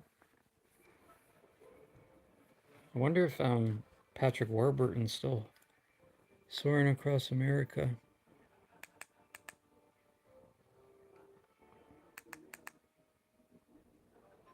Yeah. Oh, he's kind of updated.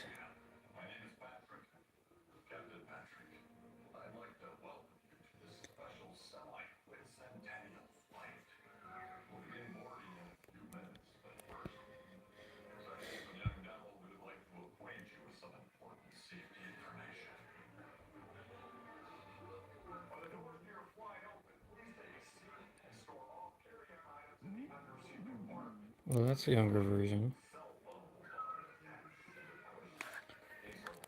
I thought that was Elizabeth Swann doing the whole ghost thing. I don't think it was a mermaid.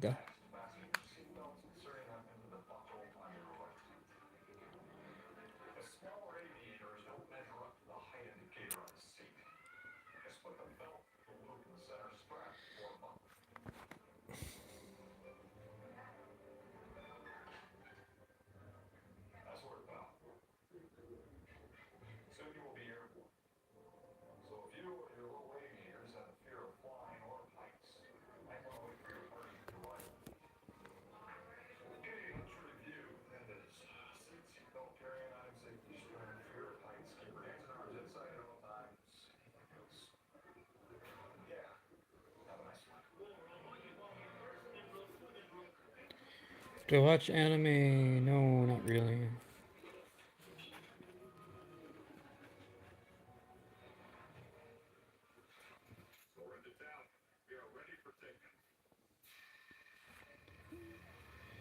Hey, Hunter.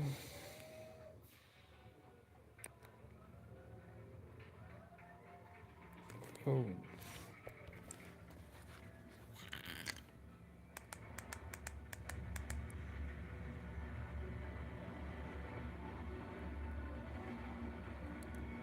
Oh.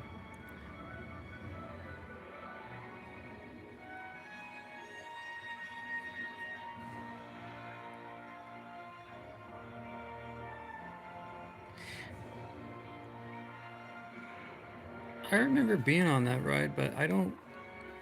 It looks like they've maybe updated it or something.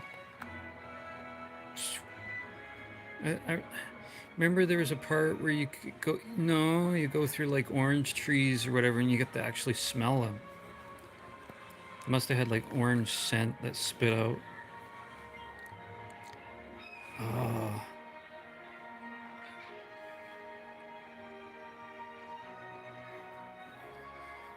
Yeah, I've been to Disneyland 3 times, but the last time was in 2008. It was a long time ago. But I don't know what you call those kind of boats. Dead gummit. Dead nabbit. See the Oklahoma blade. Oklahoma blade.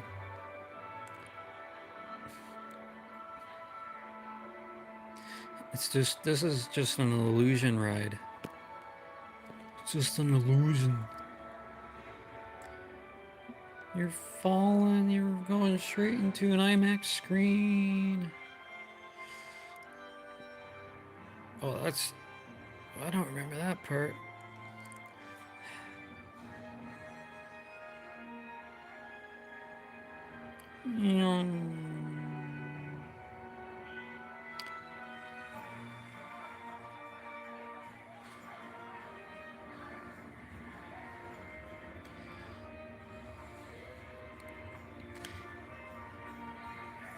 I mean, I watch cartoons and stuff, but anime, not so much. Guessing it's the Grand Canyon.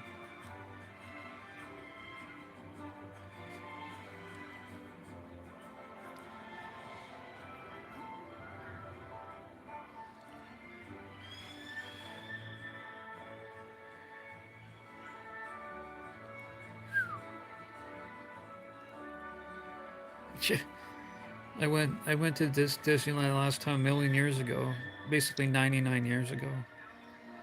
2008. That's what is that? Coming up on 18 years ago. I think that's about it.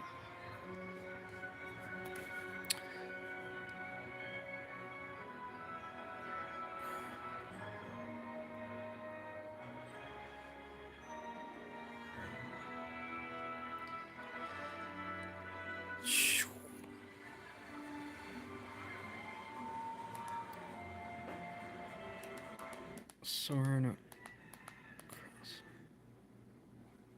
Oh, wow, they've really changed things on here. I think that's Los Angeles. Hollywood.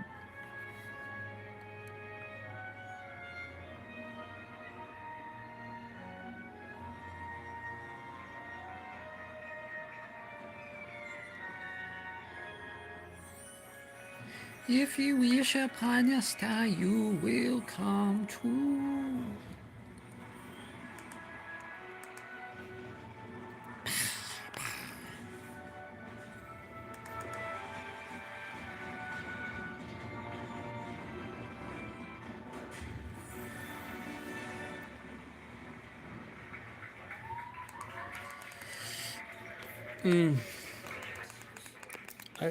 I've heard some conspiracy theories about Disney about what it's. I don't know if it's not just the underwater tunnel. I'm not underwater. I mean, there's tunnels and stuff, but I think it's like for their.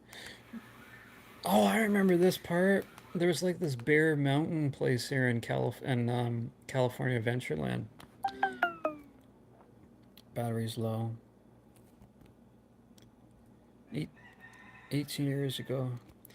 I need someone to like bear with me or like be a person to, if you only knew, like stay in this apartment for like a week and then maybe your mind and everything else deteriorate. It's not just a rooster, it's like shitheads outside here.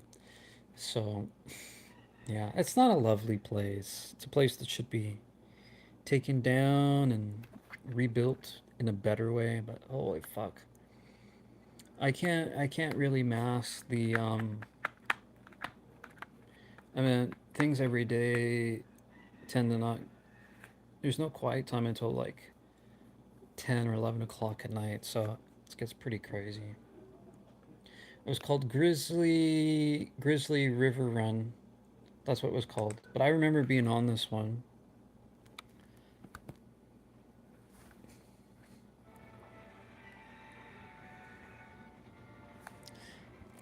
Mm, 18 years ago. Same year the Dark... Yeah, basically the last time I went to Disneyland is when Iron Man and The Dark Knight came out.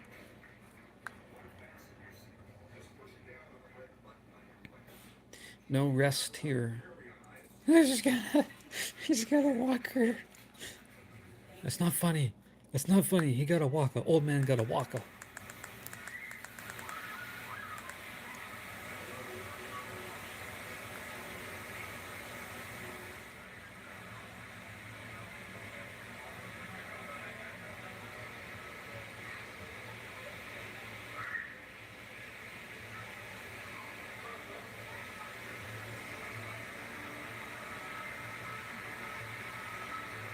I remember this ride.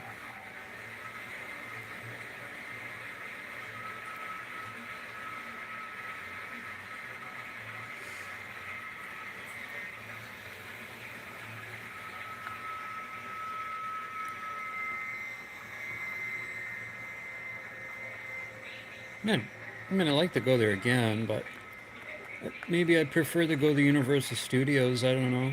I've been there once too, back in 2008. Very briefly. Man, they probably have that horror house there in Universal Studios.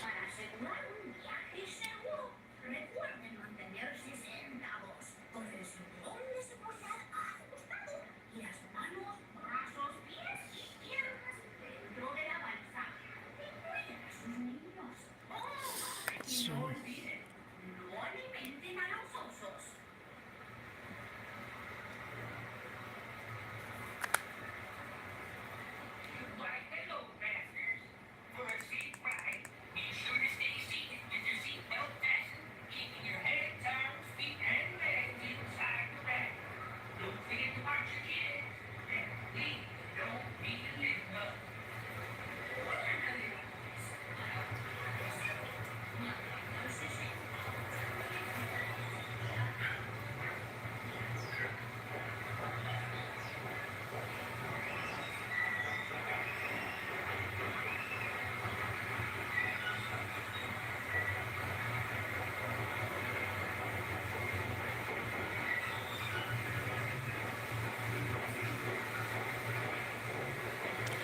he's the only person inside that.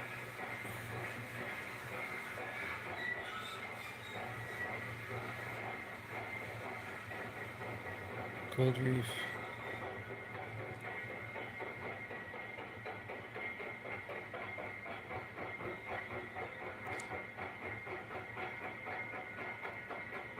Phew.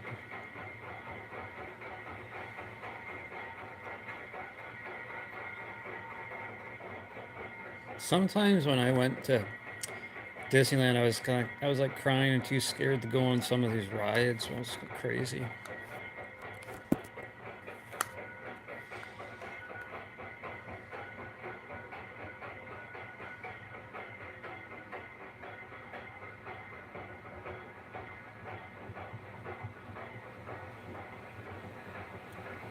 There we go. Part of it's all wood.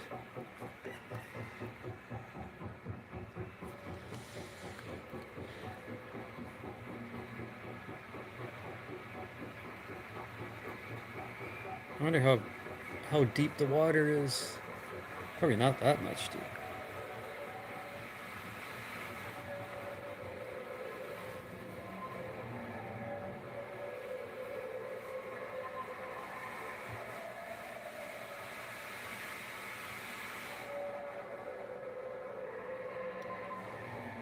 I haven't ridden a roller coaster in a long time, but there's some small ones. Space Mountain was pretty crazy. I remember that. Pretty crazy.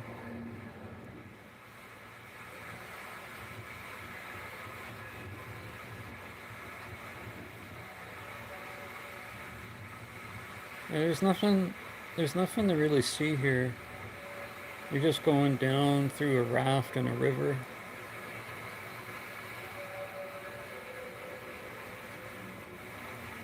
I don't I don't even know what this attraction is based off of.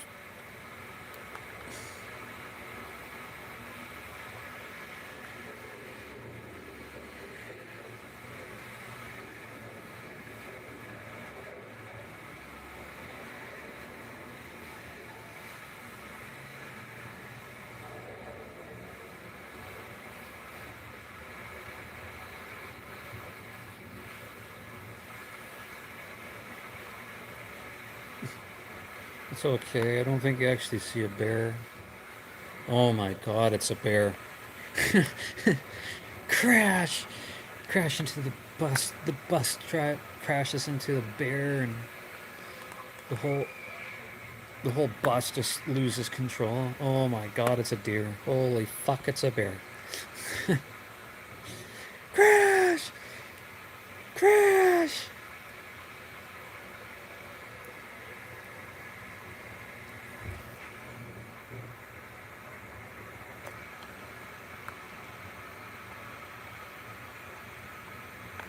Holy fuck, it's a bear.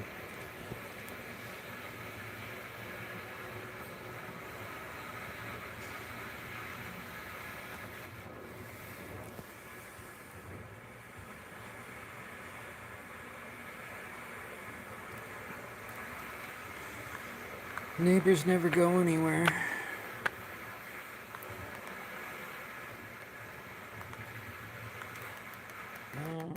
Grizzly Run. Web Slinger Spider-Man. This has got to be new to me.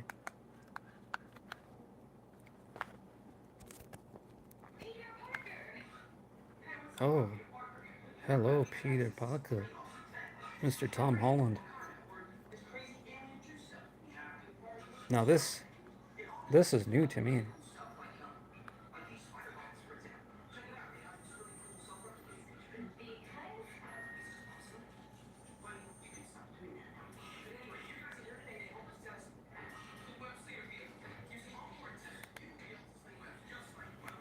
I'd like to sling on your web, yeah. Let's see. Man, there's a lot of stuff on here. Yeah, my low battery. I gotta end this soon.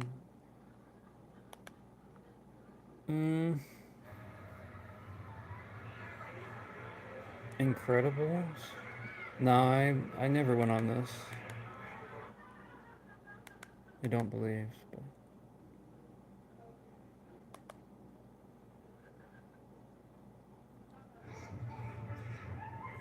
Did I go on this? Oh, I see. No, I did go on this, but it was called California Screamin' or something, but they've done a makeover and it looks like The Incredibles, so no. I did go on this. Whoa, yeah.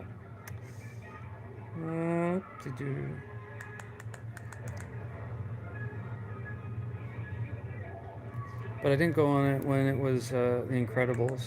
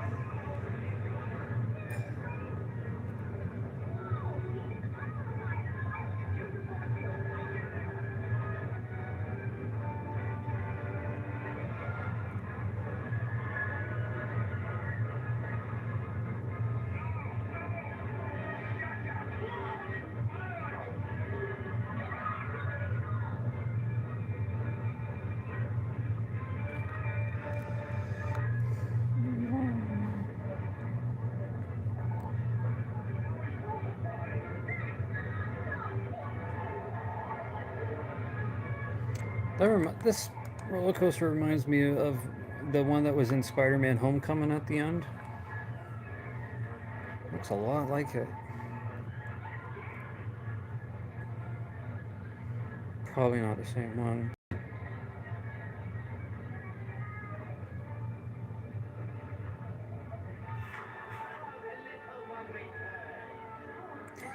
Milan, darling, Milan, darling, Milan, darling, Milan.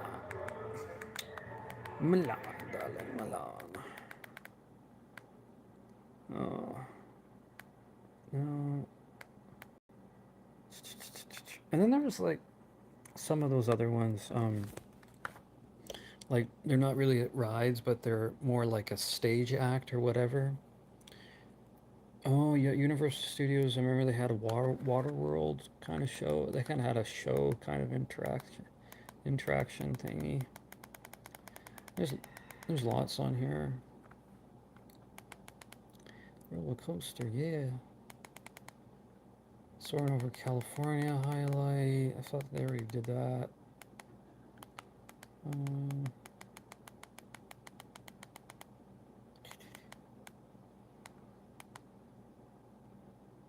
Goofy Sky School. I don't remember anything about that.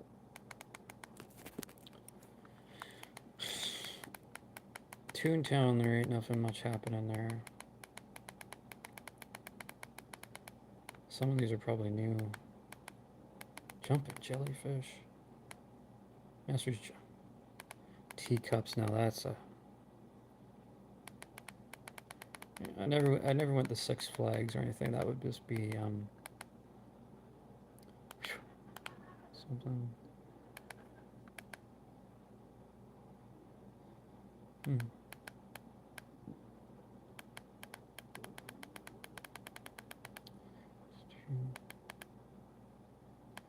I'm gonna try and rest here, but I don't know if I'm gonna be able to, but we'll see.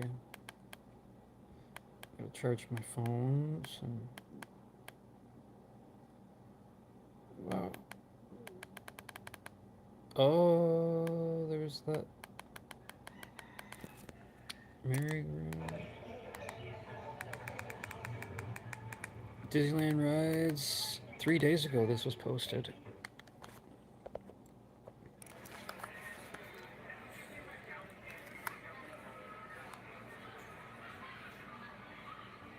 Yeah. And this video is 3.5 hours. Holy. Peter Pan. So they probably have lots on here. Yeah, Peter Pan ride. This is not really a roller coaster.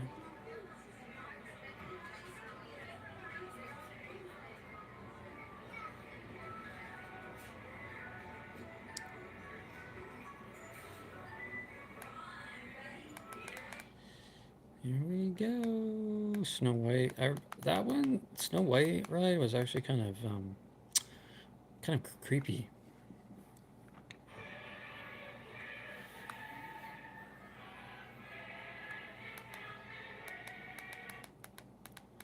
Pinocchio. I don't. Do I remember that one?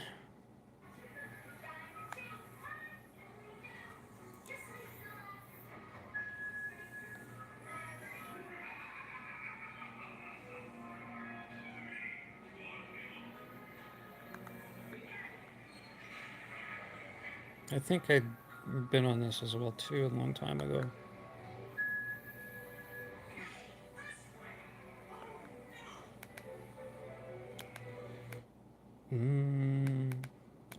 So much.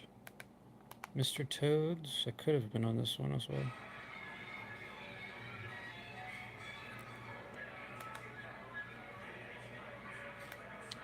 So very ancient rides though.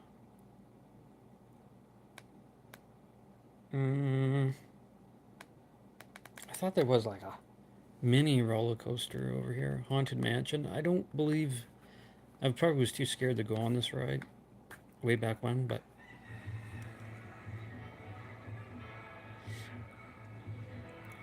Haunted Mansion is an old ride apparently. I think the ride was before the whole movies and stuff.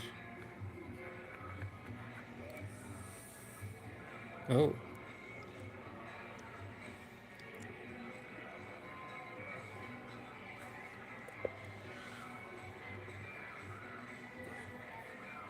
Yeah, I've never been on this ride.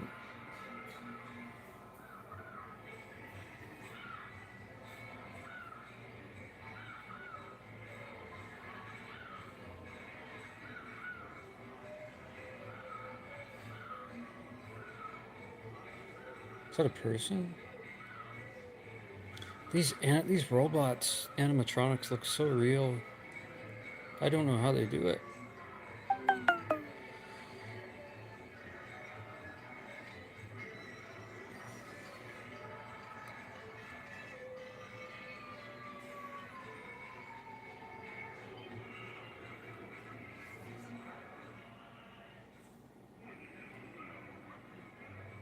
I never went on this, or it's a small world after all, I don't think. No, I know.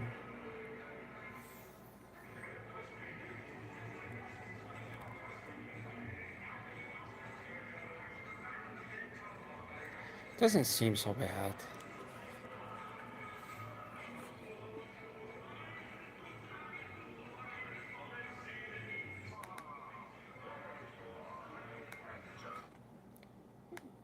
Pirates of the Caribbean. Yeah.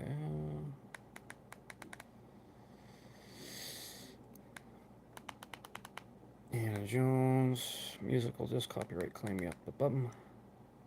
Millennium Falcon.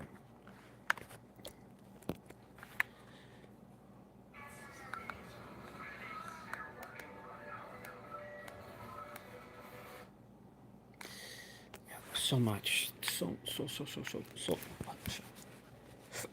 Space Mountain. Oh. I only been on that a few times. Way back when. 18 years ago.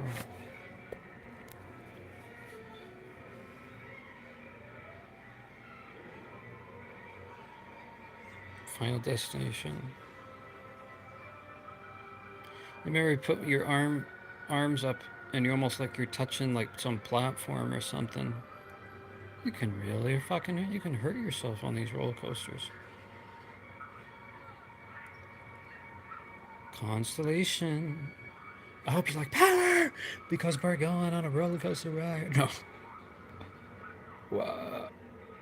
Wow.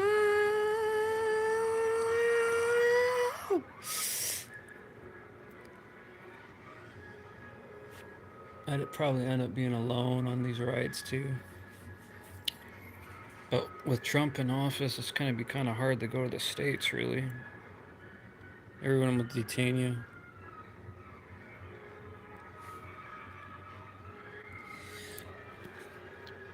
Pretty sure.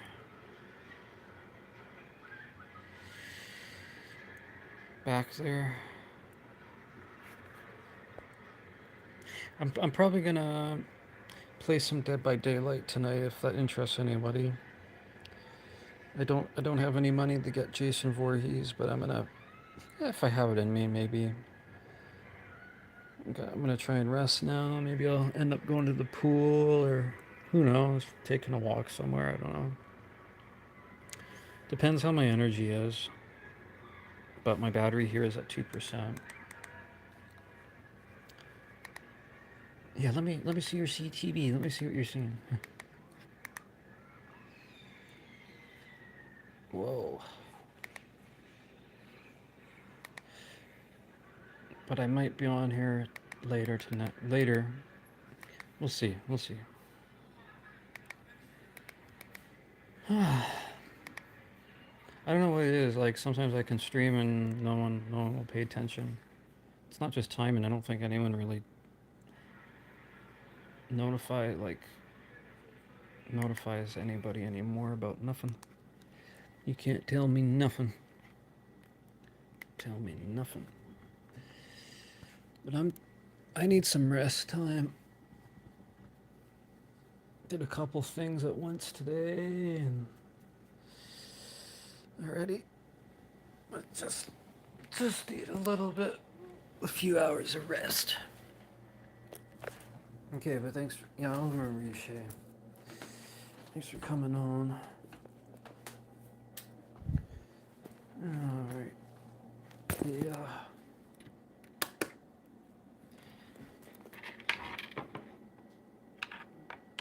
Alright.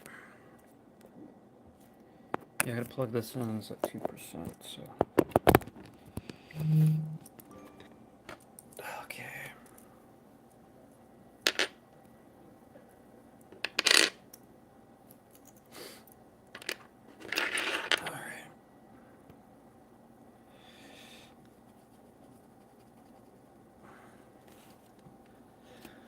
Okay, bye for now.